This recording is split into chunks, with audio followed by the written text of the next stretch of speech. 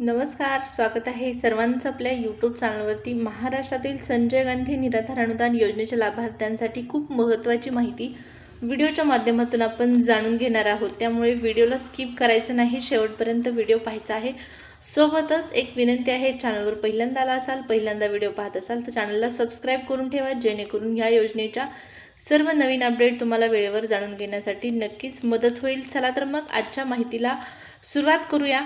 आजची जी अपडेट असणार आहे ती अपडेट या योजनेतील लाभार्थ्यांपैकी दिव्यांग लाभार्थ्यांसाठी महत्त्वाची असणार आहे। त्या ठिकाणी पहा, आता अपडेट जाणून घेण्यापूर्वी सगळ्यात प्रथम जुलैचे पैसे आणि ऑगस्टचा हप्ता, ऑगस्ट जुलैचा हप्ता कुणाला जमा झालेला नाही त्यांनी कमेंट करायचे आहे। पहा, या योजनेतील लाभार्थ्यांपैकी सर्वच लाभार्थ्यांची मागणी आहे की आम्हाला सध्या जे अनुदान देण्यात येत आहे, मग त्यामध्ये दिव्यांग बांधव असतील किंवा इतर लाभार्थी असतील, दिव्यांग बांधवांना 1000 रुपये वाढ झालेली आहे, मात्र महागाईच्या तुलनेमध्ये ही खूप कमी आहे। आणि इतर लाभार्थ्यांसाठी जे 1500 रुपये अनुदान देण्यात येतं ते महागाईच्या तुलनेमध्ये अगदी तुटपुंज आहे। परंतु पहा, संजय गांधी निराधार अनुदान योजनेतील लाभार्थ्यांपैकी दिव्यांग लाभार्थ्यांना जास्त अनुदान मिळू शकतं। कशा पद्धतीने मिळू शकतं तर शासनाच्या माध्यमातून तशी तरतूद करण्यात आलेली आहे। हे अनुदान कोणत्या लाभार्थ्यांना मिळणार आहे तर दिव्यांग, सर्व दिव्यांग लाभार्थ्यांना मिळणार अशा पद्धतीचा शासन निर्णय सुद्धा निर्गमित झालेला आहे। एक महत्त्वाचा शासन निर्णय असणार आहे दिव्यांग लाभार्थ्यांसाठी। आता पहा, या शासन निर्णयानुसार 15 ऑगस्ट रोजी अनुदान वितरित सुद्धा झालेलं आहे। कधी वितरित झालेला आहे? 15 ऑगस्टला।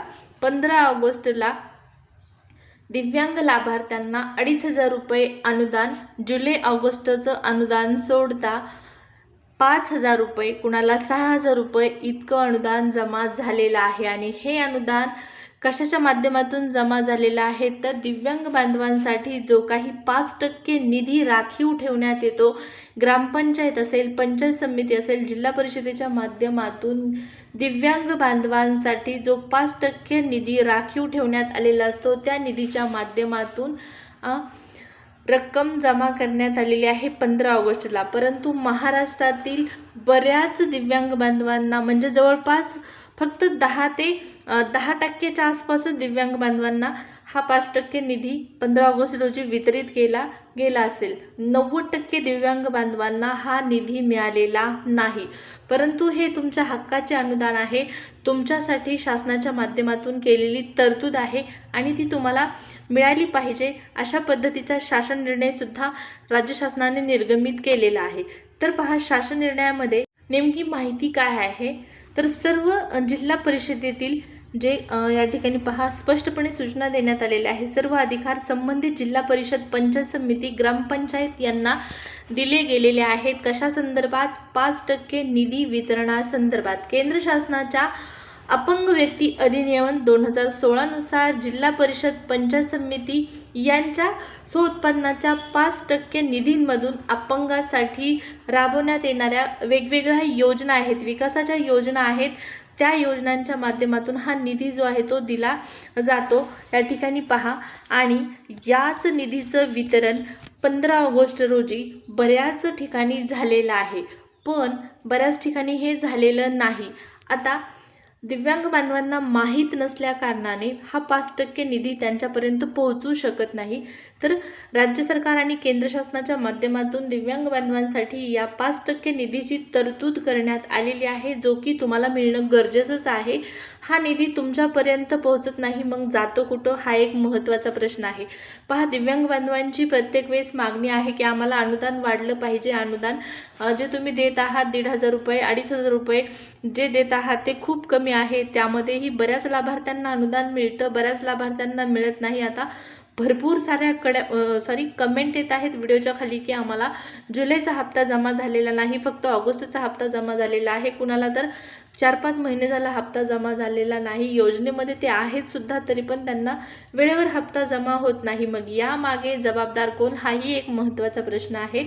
आणि या प्रश्नाचं उत्तर नक्कीच दिव्यांग बांधवांनी स्वतः घेतलं पाहिजे. स्वतः त्याचं उत्तर जाणून घेणं तितकंच गरजेचं आहे. सरळ तुम्ही तुमची पंचायत समिती असेल, जिल्हा परिषद असेल, ग्रामपंचायत असेल, त्या ठिकाणी जाऊन या 5% निधी संदर्भात चौकशी करणं सुद्धा तितकंच गरजेचं आहे. पहा, केंद्र शासनाच्या माध्यमातून, राज्य शासनाच्या माध्यमातून वेगवेगळ्या योजना सुरू केल्या जातात. मात्र या योजनांचा जो निधी असतो तो मध्येच कुठेतरी गायब होताना आपल्याला या अगोदरही दिसत आलेला आहे.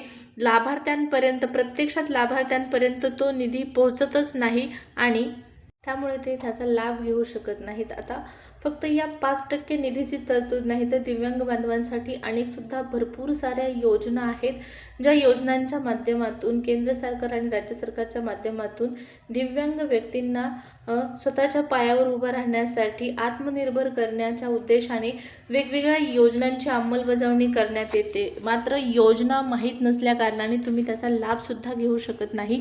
आणि बऱ्याच ठिकाणी योजना माहीत असतात, मात्र त्या योजना तुमच्यापर्यंत जरी माहितीच्या स्वरूपात पोहोचल्या तरी त्या लाभापर्यंत जाऊ शकत नाहीत, त्यांचा लाभ तुम्हाला मिळू शकत नाही. यामध्ये नेमकी चूक कुणाची, हा एक मोठा प्रश्न उपस्थित होतो. पहा, ज्या पद्धतीने 15 ऑगस्ट रोजी काही ठिकाणी आपल्या महाराष्ट्र राज्यातील काही ठिकाणी जिल्हा परिषदेच्या माध्यमातून, पंचायत समितीच्या माध्यमातून, ग्रामपंचायतीच्या माध्यमातून 5% निधीचं वितरण करण्यात आलेलं आहे, त्याच पद्धतीने सर्व दिव्यांग बांधवांना या 5% निधीचं वितरण होणं तितकंच गरजेचं होतं. आता याची तुम्हाला स्वतः चौकशी करून घेणं गरजेचं आहे. तुम्ही काय करायचं आहे, हा 5% निधी तुमच्या गावाच्या ठिकाणी, तुमच्या ग्रामपंचायतीमध्ये, तुमच्या पंचायत समितीमध्ये का वितरित केला गेला नाही याची सुद्धा चौकशी करून घ्या. कधी वितरण होणार आहे ही सुद्धा जाणून घेणं तितकंच गरजेचं आहे, जेणेकरून त्या ठिकाणी असणारे अधिकारी, कर्मचारी यांना सुद्धा माहिती मिळेल, यांना सुद्धा जाणीव होईल की चला बाबा, राज्य सरकारकडून येणाऱ्या या 5% निधीची प्रतीक्षा दिव्यांग बांधवांना आहे, त्यांना सुद्धा या निधी संदर्भात माहिती आहे. 5% जो राखीव निधी त्यांच्यासाठी ठेवण्यात आलेला असतो त्याची माहिती सुद्धा त्यांना आहे आणि त्यांना तो देणं बंधनकारक आहे, गरजेचं आहे, आवश्यक आहे. या सर्व गोष्टी त्यांच्यासुद्धा लक्षात येणं तितकंच महत्त्वाचं आहे. अगोदर त्यात तुम्ही जाणून घेणं गरजेचं आहे, त्यानंतर ते तुमच्यापर्यंत का पोहोचत नाहीत हे सुद्धा तुम्हाला जाणून घेणं तितकंच गरजेचं आहे. त्यामुळे कृपया करून कुठलीही योजना असो त्या योजनेसंदर्भात सविस्तर माहिती जाणून घ्या अगोदर. ती योजना तुमच्यापर्यंत का पोहोचत नाही, त्याला काय कमतरता आहे हेही तितकंच गरजेचं आहे.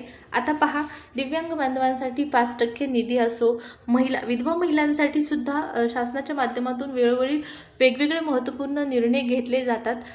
आज आपण या 5% निधी संदर्भात माहिती जाणून घेतलेली आहे.